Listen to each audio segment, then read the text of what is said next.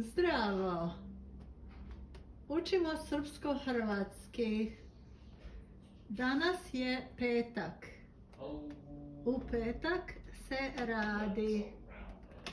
A vani pada snijeg.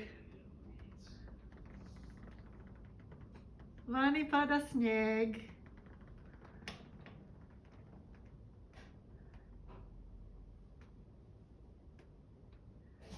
Pada snijeg.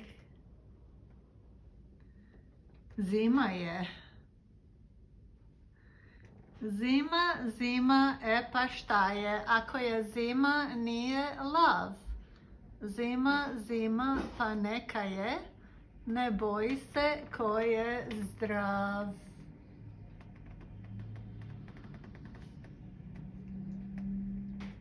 Danas je petak.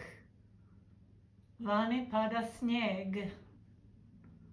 Danas se radi.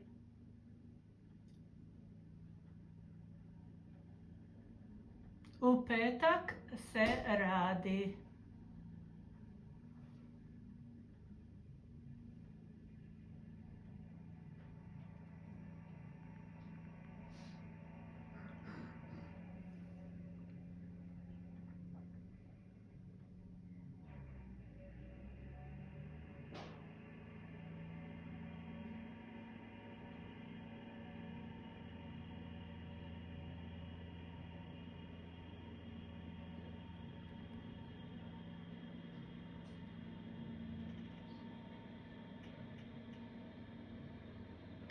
Vani pada snijeg.